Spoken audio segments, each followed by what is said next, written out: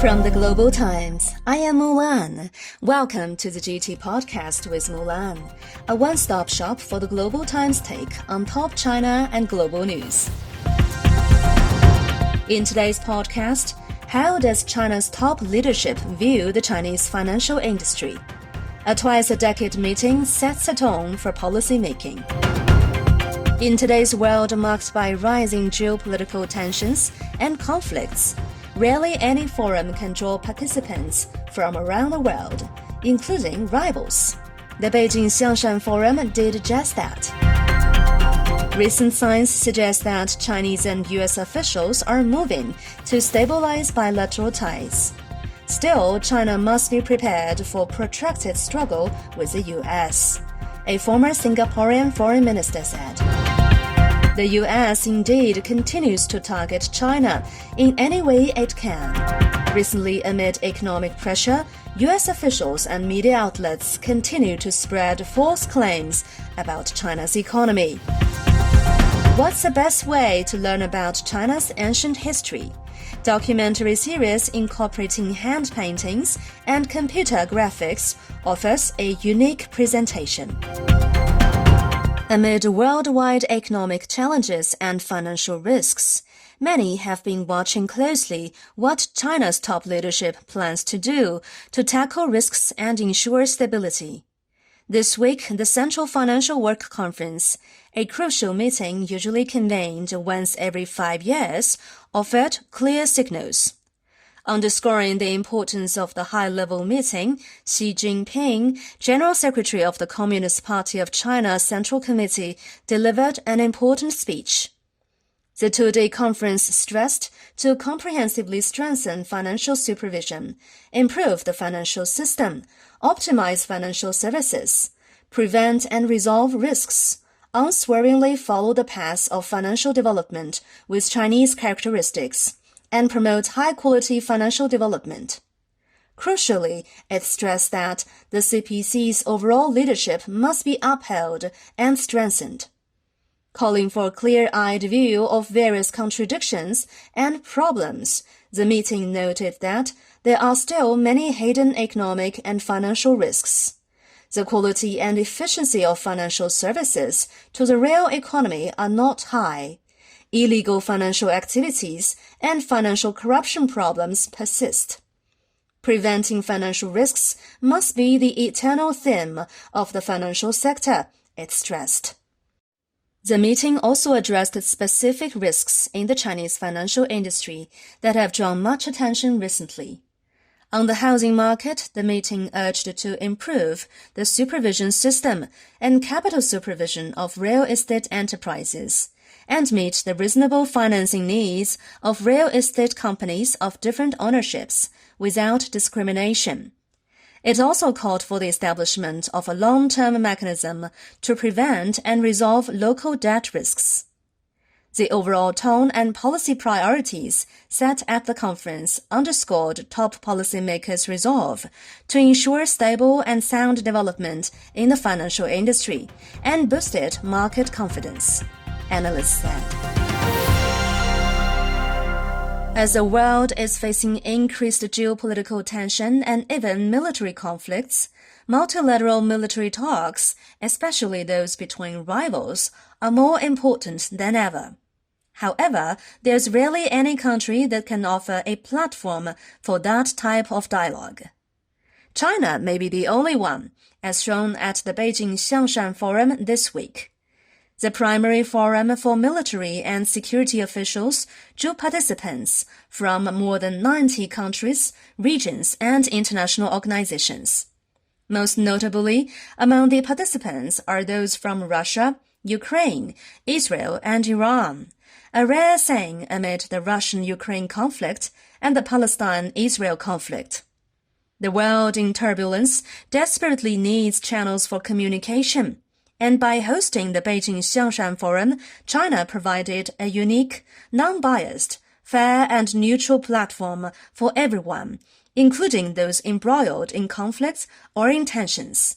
Participants, including military delegates and scholars, told the Global Times at the forum. Some delegates from countries that are suffering from military conflicts thanked China for hosting such an event, which allowed them to communicate with other countries. Because at forums or conferences hosted by other countries, some nations are excluded and isolated, leaving them with no opportunity to communicate with more people and openly exchange their views with each other. Overall, the talks were focused on common security and lasting peace, the theme of the forum and the voice of many countries represented at the event.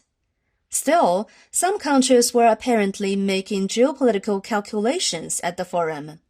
Attendees from the U.S. military were reluctant to express their views openly, although the organizer gave them the floor to speak. With the APEC leaders meeting just around the corner, increasing high-level interactions between China and the U.S. signal that the U.S. wants its relations with China to stabilize and even improve. That has boosted confidence among some experts for stabilizing China-U.S. ties. Even if there's a new balloon incident, bilateral ties will not be blown off course again, George Yu, former Singaporean Minister of Foreign Affairs, told the Global Times in an exclusive interview. In the short term, I believe the U.S. wants bilateral relations with China to stabilize, perhaps even to improve a little bit, Yu said. However, in the long term, China must be prepared for a period of protracted struggle with the U.S. Because, at least for now, the U.S. does not trust China, he said. How to prepare? Yu said China knows what to do.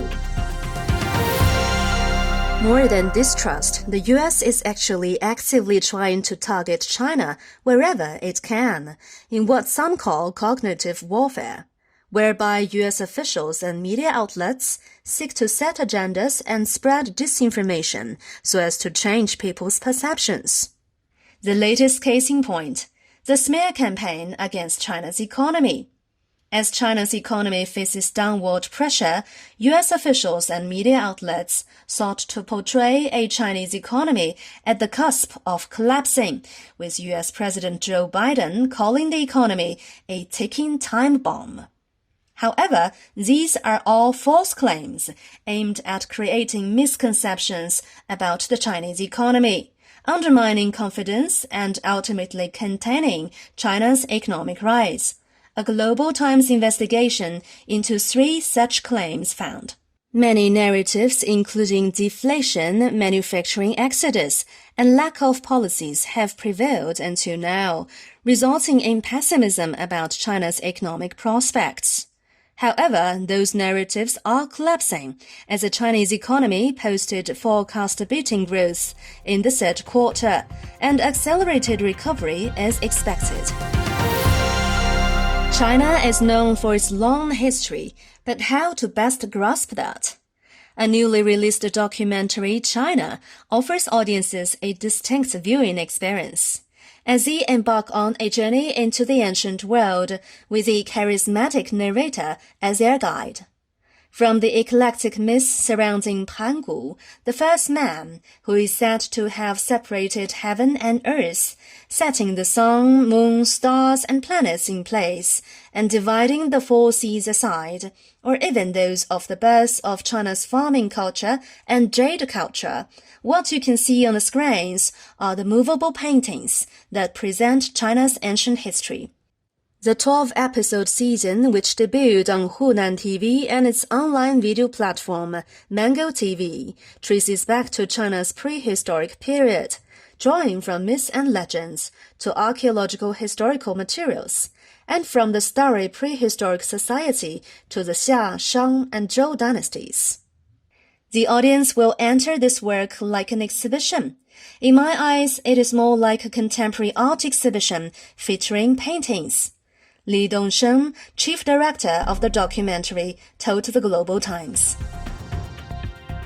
That's all for this edition of the GT Podcast with Mulan. Make sure to follow the Global Times on Twitter and Facebook to stay tuned. You can also check out our podcast, articles, and much more on our website at globaltimes.cn. Thank you.